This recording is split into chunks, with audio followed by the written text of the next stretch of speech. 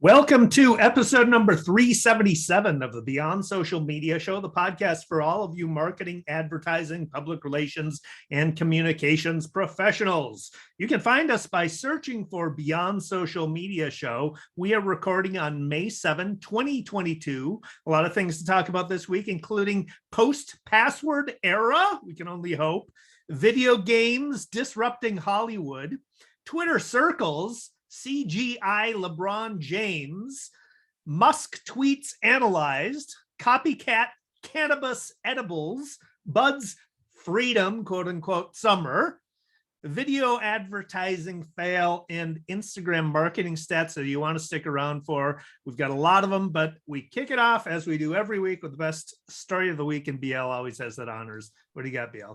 Well, we may in fact be heading to a password-free future. Something that apparently really has never happened before is that Apple, Google, and Microsoft issued a joint press release this week in a very rare show of alliance, saying that they have joined forces to expand support for passwordless logins across mobile, desktop, and all browsers.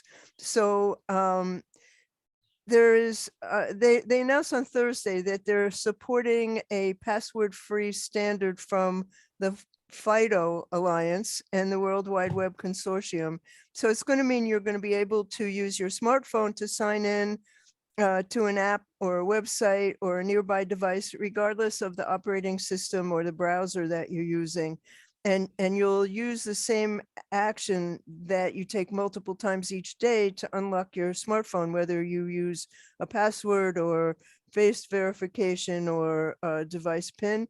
And so you'll also be able to automatically access the FIDO sign-in credentials or passkeys on multiple devices, including any new ones that you add, without having to re-enroll in every account. So over the next year, the three companies are going to implement this FIDO sign-in standard across Mac OS and Safari, Android and Chrome, and Windows and Edge. So that means, for example, you'll be able to sign in on a Google Chrome browser that's running on Microsoft Windows using a passkey on an Apple device. It's going to confuse a lot of people, frankly, but this will make it much more difficult for hackers to compromise login details, since signing in requires access to a physical device, your phone. So the new collective was commended by Jan Easterly, who's the director of the U.S. Cybersecurity Agency and Infrastructure Security, CISA, and he called it an important milestone in our security journey to encourage built-in security best practices and help us move beyond passwords. So while passwords have so far survived every attempt to kill them for good, maybe this is one of the things that will really make it happen. Well, nothing's more confusing than trying to have a different password for a strong different password for every freaking thing you need to log into. It's ridiculous. So this has been like, I don't know, it is the worst thing that ever the internet gave is passwords. It's like somebody's got to solve this, and I can't believe they haven't solved it by now. I know that like Google was experimenting with having a password being the behavior patterns in which you used your phone, because everybody like carries their phone around differently. You've got all the gyroscopes and stuff. You've got different ways that people use their phones, and there's probably a unique pattern in there that you can use as a password. That made a lot of sense to me, but I don't know. But you use Microsoft, right? Microsoft apparently has had a password-free login since September. I didn't know about that. I mean, I don't use Microsoft, but you use a Windows computer, don't you? I do, but I log into, I mean, I have a password. They haven't told me I don't need a password. So. That's what I mean. They haven't told anybody. That's the problem. Like, yeah. This was a secret. Yeah. No, I mean, hopefully this comes to pass, but I'm not going to hold my breath Me because, either, because I just think it should have happened 10 years ago and yeah. it didn't. And then there's like the security key that you can have on Google, which Oh, is a I've, physical thing that you can lose. yeah, I've got one of those, but I never bothered to use it. It's still in the package because it's like too freaking complicated to figure out. It's like, And if it's that's, complicated for you, you can imagine I yeah, would never be able to yeah. do it. Yeah. So anyway, hopefully that disrupts the password standards and we get a new standard that actually works and is secure and everything. I came across this article, it was actually last month, about how video game technology is disrupting Hollywood. This is from a protocol article by Janko Rotgers and Nick Stat, who report on a company called The Third Floor. They are a company that helps the film industry visualize stories early in the production process. And they just recently made an announcement that they're going to expand their role to doing real-time, having a real-time pipeline for producing animated feature films and TV shows. The Third Floor, they were founded 2 decades ago by a bunch of people who worked on the Star Wars Episode 3 movie and decided to keep the band together after they'd worked on that together. The Third Floor, the name The Third Floor comes from the fact that they all were located on the 3rd floor of Skywalker Ranch when they were working on the Star Wars movie. Their bread and butter is been visualization. They help produce a rough draft, first rough draft of live action films using video game technology. So there's a quote in the article by a co-founder and CCO Joshua Wasung, who says it's like it's taking storyboards, those storyboards that the film industry has relied on forever, that are like literally written out, taking storyboards and then animating them into what looks like a video game version of the movie before they shoot it. So you can actually manipulate the scenes before it actually gets shot within a video game environment. Very smart. The technology makes it possible to iterate more quickly. You can change the lighting or color of a scene instantaneously. He goes on to be quoted, it allows you to see real-time results, obviously. They actually generated a video game animated short that was generated using the video game engine.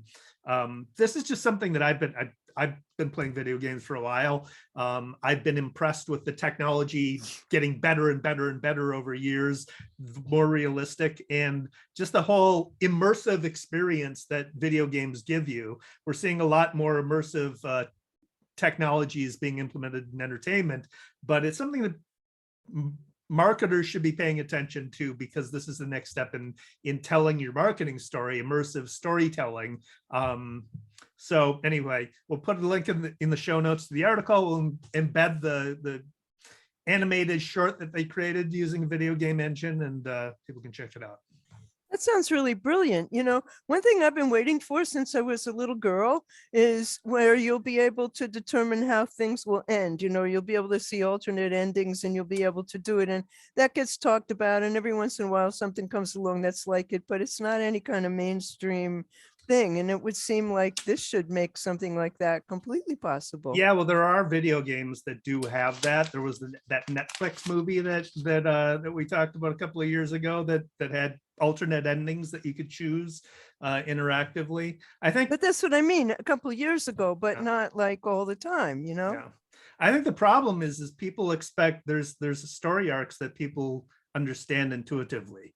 And so if you're choosing an alternate ending, it's not what we in our bones feel like should be the end of the movie, because This is what we're used to. It's because what we're used to, yeah, since And time immemorial. We're creatures of habit. Yeah. So Twitter's testing circles. And for those of you who remember Google Plus, that was one of the best things about it. And so Twitter safety, this is from a Verge article by Richard Lawler and also from a Twitter safety post this week.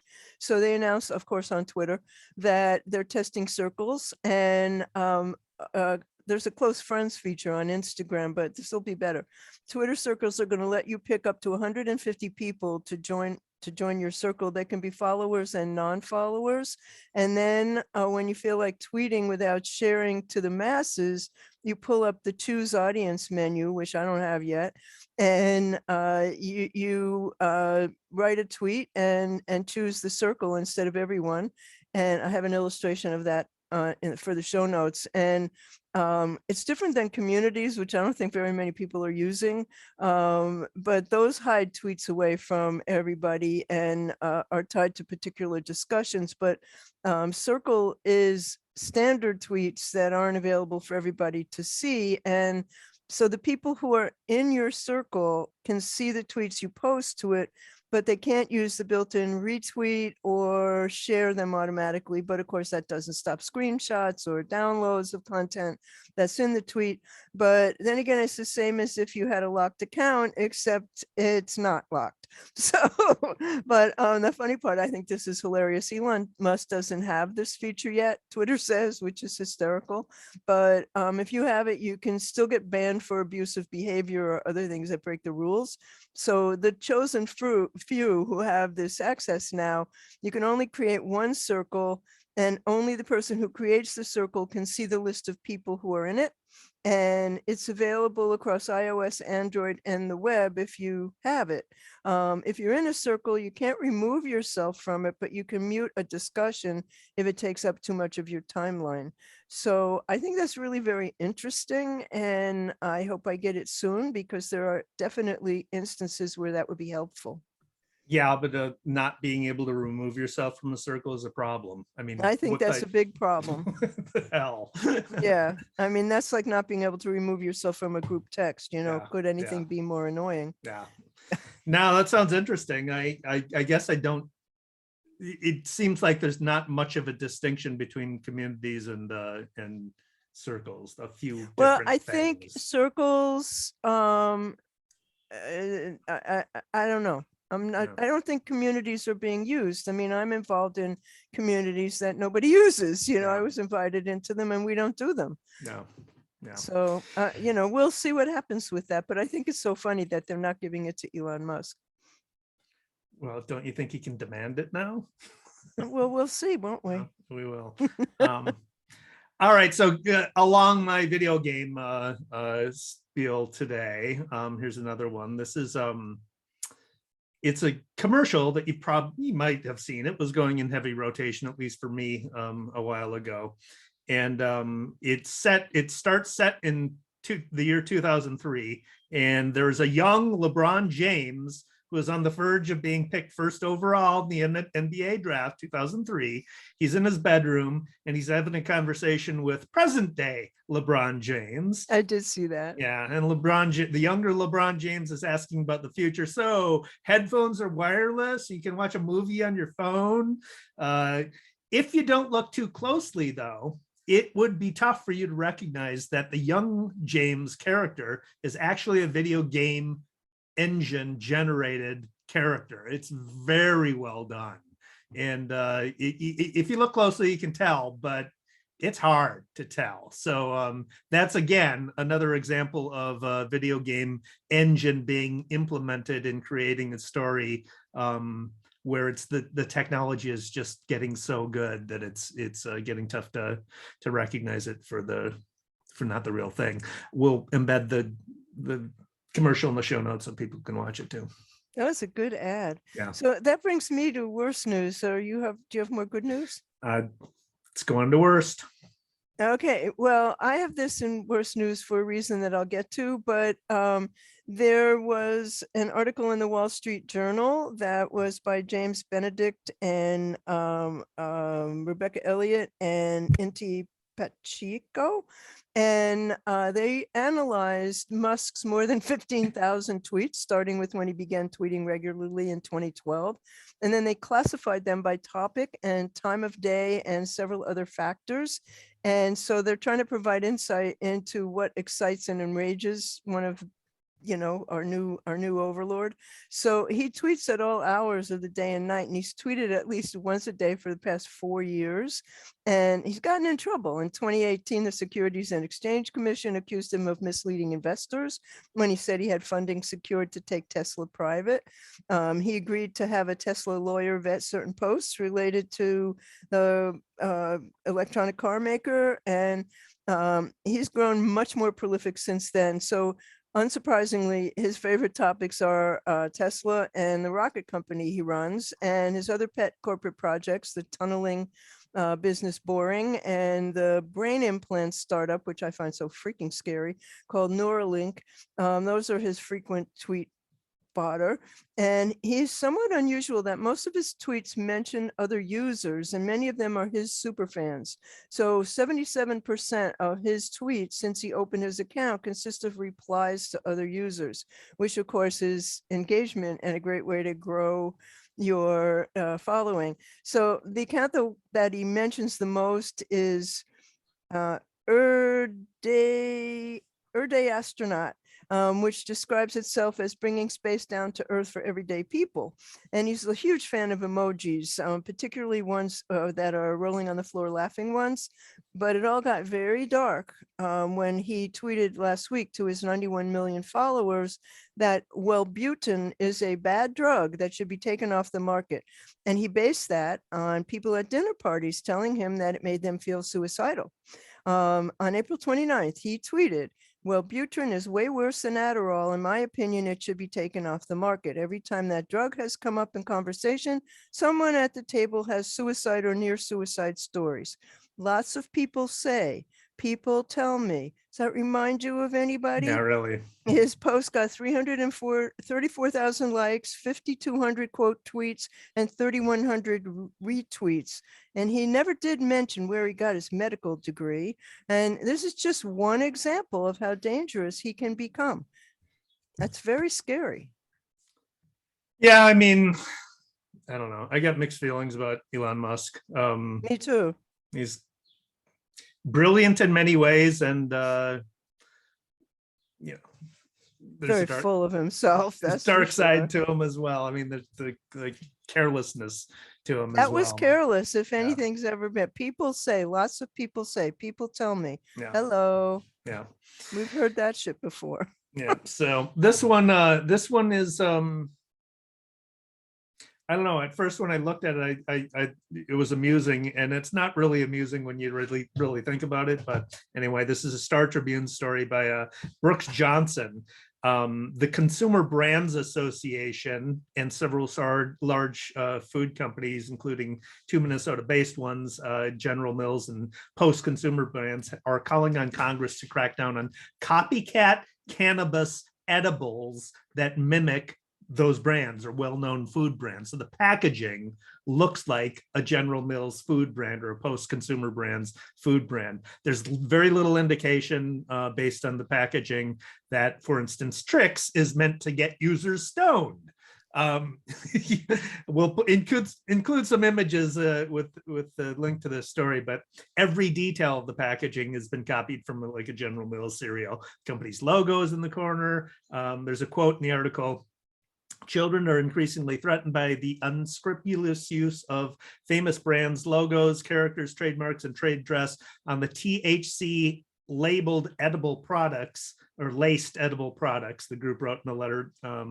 Children cannot tell the difference between these brands' true products and copycat THC products that leverage the brand's fame for profit, obviously. So I'm looking at some of the examples. There is a Oreos packaging that it looks exactly like an Oreos packaging. In the upper left-hand corner, there's the Nabisco logo, but it's Dabisco rather than Nabisco. So one letter changed. There's double stuff Oreo. There's a big picture of an Oreo with a splash of the cream filling, and only behind it are green marijuana leaves that come out. That's the indication that you can tell that there's something wrong. But also double stuff Stonio rather than Oreo. So that's the lettering on it. That's fairly obvious if you're looking, if you know what to look for. There's Fruity Pebbles, which has Fred and Barney characters in the front, and Fred is holding a bowl of Fruity Pebbles, and the only indication you would get is that in the bottom right hand corner, in very faint lettering, is 1,000 milligrams medicated. That's the only That's a lot indication. of milligrams. Let me tell Yeah, you, yeah, most yeah. of them have 50. Well, 10, I think, is the Yeah. usual dosage. Doritos, there's a Doritos nacho cheese, and the only indication you get of that looks exactly like a Doritos bag. The only indication you get of that is in the bottom left-hand corners is a little badge that says THC in it. And then the most obvious one is, I think it's Sour Patches. The Sour Patch Gummies is what the Copycat is, but it says Stony Patch. And there's a bunch of marijuana leaves coming from behind the letters Stony Patch, and the gummy candies are cyclopses. So yeah, I mean, it is kind of amusing but deadly serious at the same time. Well, I mean, it comes down to something that actually is important. This issue has been around for a while, by the way. But I mean, one of the issues that is happening is that there's increasing incidents of pets going to the emergency room, and because of marijuana toxicity. So it behooves anybody who uses to make sure that they childproof their stash. But then you get stoned and you might forget. But that's really egregious. They shouldn't really be doing that. That's No, silly. That's not necessary. Mm. Mine come in plain packages. Much better that way. Anyway, this is really a ridiculous turn of events. Apparently, the word freedom is currently so fraught with political issues that Budweiser, every year since 2016, Budweiser has like a 4th of July campaign. This is from an Ad Age story by John Springer. And this makes me sad, and it also makes me furious. So this year, the word freedom replaces the Budweiser logo on the summer beer cans that have red, white, and blue and flags. And, it's a political issue because the word freedom is fraught, to use the quote from somebody or another. And perhaps that's because the far right wants to claim ownership of the word.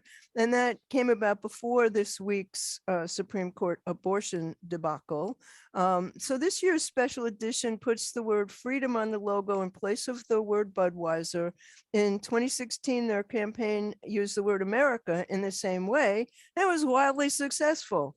Budweiser says the package is intended to celebrate unity. It was planned months and months in advance of the Supreme Court abortion leak, anti-abortion leak, I should say, but some industry experts are not happy.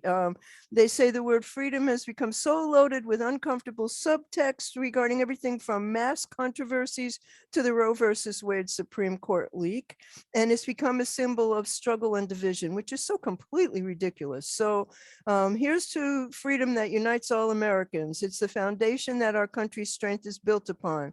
To commemorate this, we have replaced our iconic Budweiser name with freedom so we can all toast to the value we hold so dear. This Bud's for freedom. This Bud's for you is what it says on the can. And Budweiser is working with Folds of Honor, which is an organization that supports educational scholarships for the spouses and children of fallen and disabled U.S. military members. And for every case of freedom cans that are sold between May 16th and July 4th, Budweiser will donate to the Folds of Honor a donation of up to $150,000 per case that they sell. This is sad and ridiculous. Come on.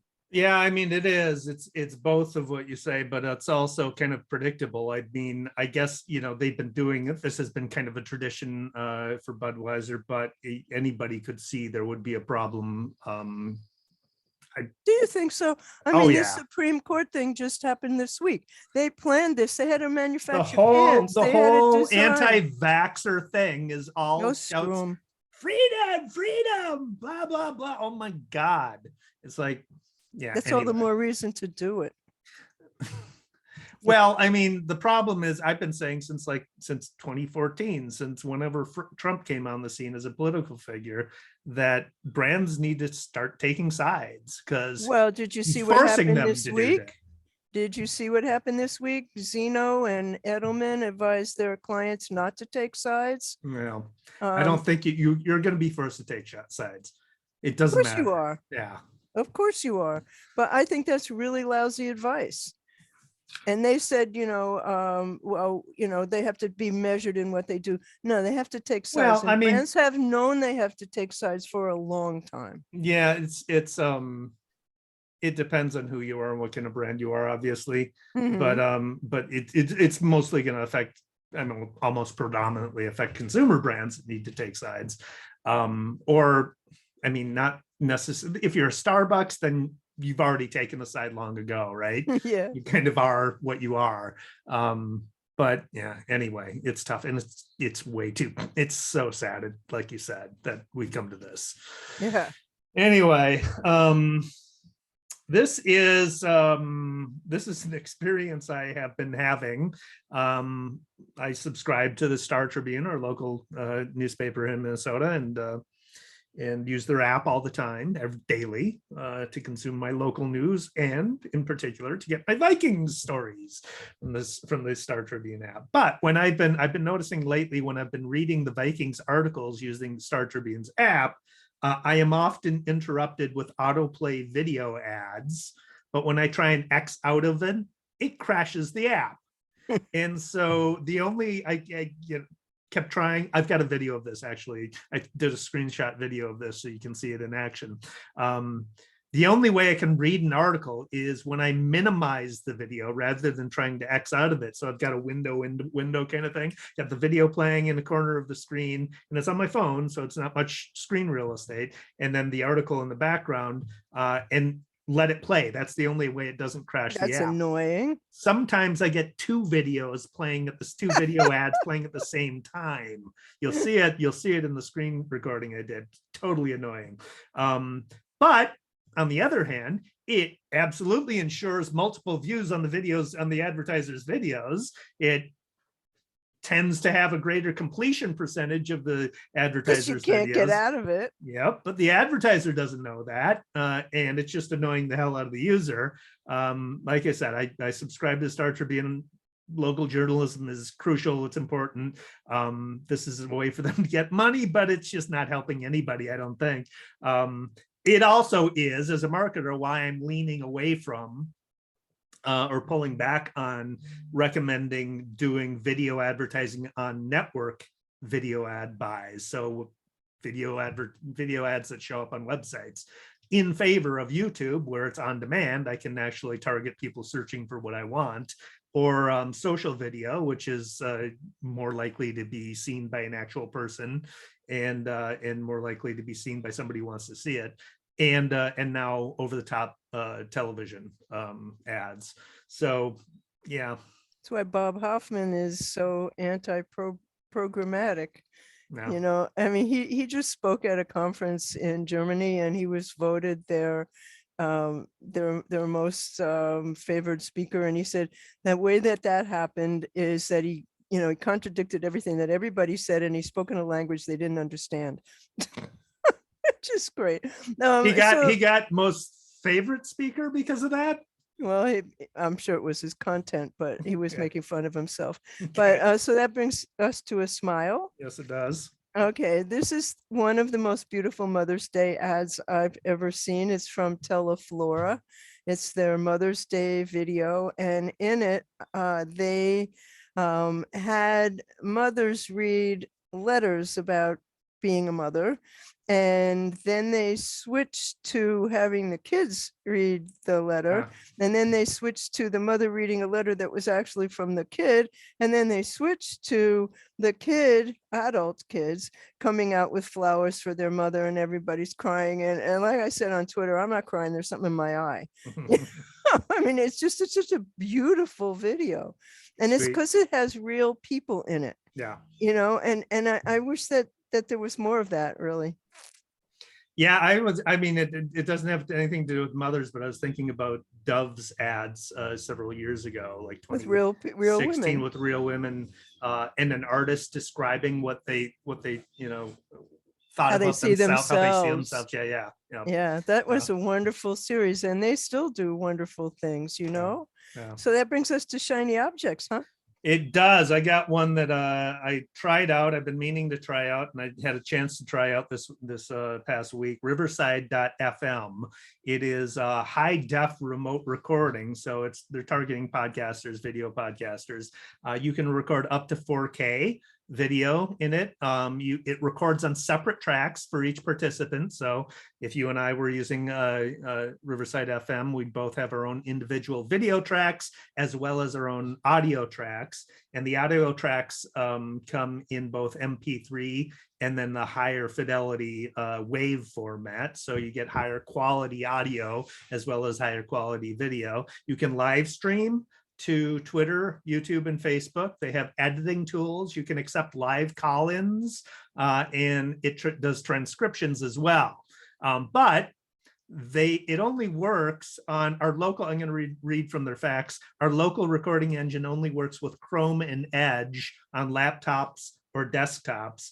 To use Riverside on the iPhone or Android, you need to use the Riverside app on iPhone or Android, and browsers like Safari and Chrome on mobile phones and tablets are not yet supported. So it sounds like they're going to support them, but right now you got to use Chrome basically. The prices range from free. So for free, you get 2 hours of recording a month. There is a watermark on the files. You can record up to 720p video quality and the MP3s for audio, but it goes up to pro version, which is $24 a month. You get 15 hours of recording a month, 4K video, live call-ins, transcripts, all the stuff. And then there's an enterprise that you call to negotiate your price with. You know, my friend Scott Scowcroft has been telling us to try that for a long time and talking to me about it. And it sounds very complicated. You didn't find it complicated to use? No, it was pretty We easy. should try it then, okay, so we do get separate audio recordings on Zoom because I have it set that way. But, I think I told you, I recently had an actual video call with a representative from Zoom saying like, why aren't we recording in HD? Mhm. And that had to be set on their side. So she set it on their side, and guess what? We're still not getting HD recordings, Yeah. and we do pay for this, like I find that ridiculous. But this is not necessarily shiny, but it's important. Verge has issued a guide to privacy and security that includes how to secure your phone before attending a protest, and how to stay safe online, and how to avoid being tracked to abortion clinics, and a lot of really important advice that we all need to learn right now.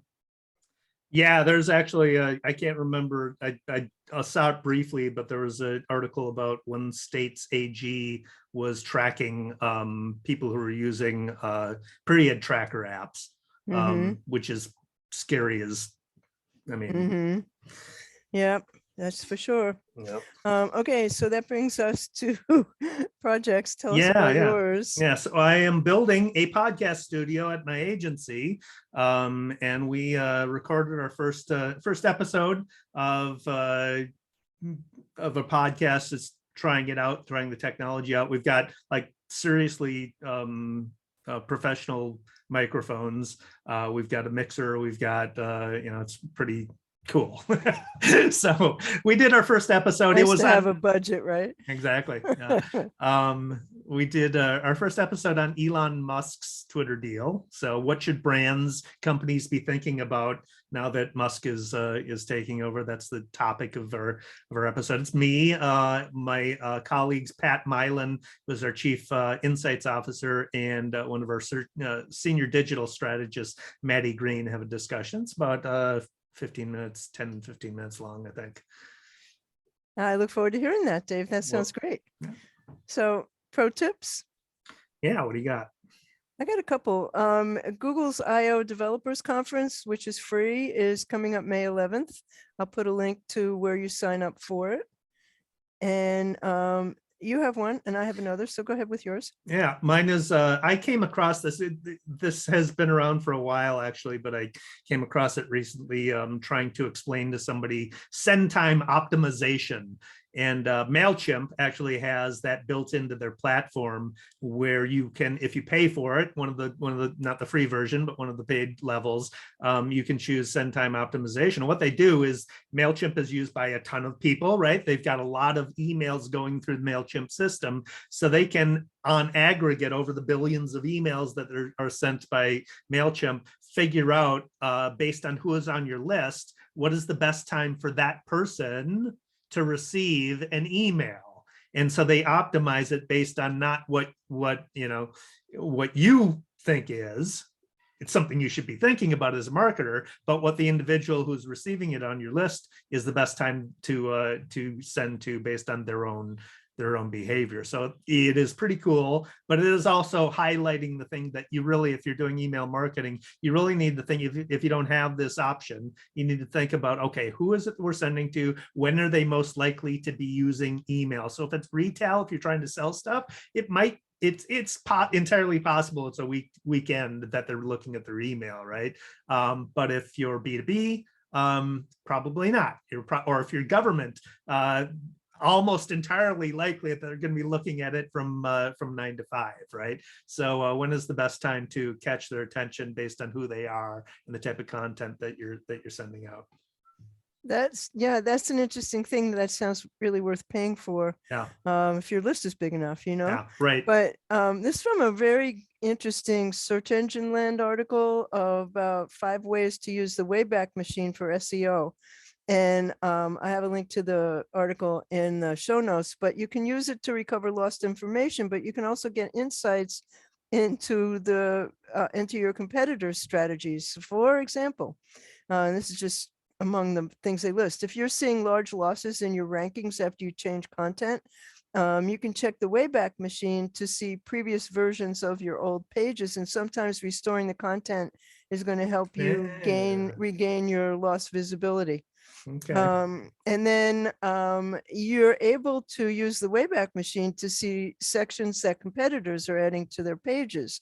So this is really valuable because, if you're doing a competitive analysis, you can see their editorial strategy and how often they update their pages, and then you can apply that to your own strategy to help you compete with them. I think that's really an interesting number. That is really fascinating. With the competitor thing, you're kind of going to have to rely on when the Wayback Machine indexes their content, because it's not, they're not doing it 24/7, right? So, Correct. But if you are doing a SEO strategy and you are implementing additional, content, which you believe is going to give you better ranking, it would be wise you can actually feed your URL for that page that you're optimizing for directly to the Wayback Machine, so it indexes it before you make those changes.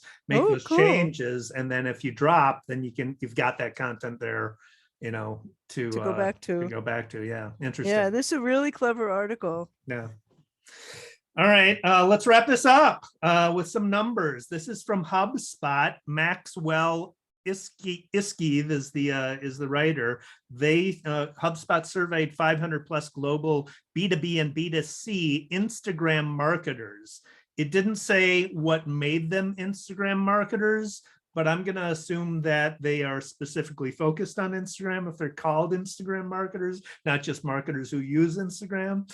So hopefully they're more informed, but here's we'll put a link to this in the show notes. It's a ton of stats on Instagram marketing trends for 2022.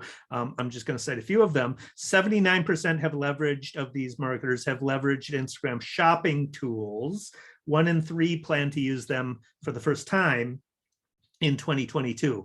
82% post video content on the platform, and the content formats they most use are video based. Instagram Live has the highest ROI of any content format. It's also most effective for gaining followers, for getting shares, And it will see the most investment from Instagram marketers this year. 35% use the app for customer service, and they see a high ROI for doing so. 30% work with influencers, and 42% plan to start this year. 84% say Instagram marketing was effective for their company last year. That's where I go, like, I wonder what the definition of these Instagram marketers are, because I know marketers who use Instagram and think it's effective, and they're just using it for brands, and they think likes that are effective. So, you know. I think it depends on what you're selling, like any Yeah. other platform. You know, I can see different ways that could play out. Yeah. So that brings us to the end of episode 377 of the Beyond Social Media Show, which we have been doing since 2012. So thanks for watching this episode, and you find us by just searching Beyond Social Media Show. Links to everything we talked about will be at our blog, beyondsocialmediashow.com/377. We'd really love you to leave us a review and tell us what you think. I'm here with my charming co-host, David Erickson. He is D. Erickson on Twitter, D.E. Erickson on Instagram. He blogs at E-Strategy blog, and his YouTube channel is E-Strategy, no hyphen. I'm BL Achman. I'm What's Next on Twitter. I blog occasionally at What's Next blog. My YouTube channel is What's Next blog. My website is blachman.com. The show again, beyondsocialmediashow.com. On Twitter, we're at BS Media Show, because we don't always take ourselves totally seriously. And you can listen and subscribe to the Beyond Social Media Show podcast wherever you get your podcasts. You can subscribe to our YouTube channel as well. And please, while you're looking at the show notes, please do subscribe to our newsletter, where we recap everything that we discussed in any given episode. We'll be back in 2 weeks. Thanks for watching.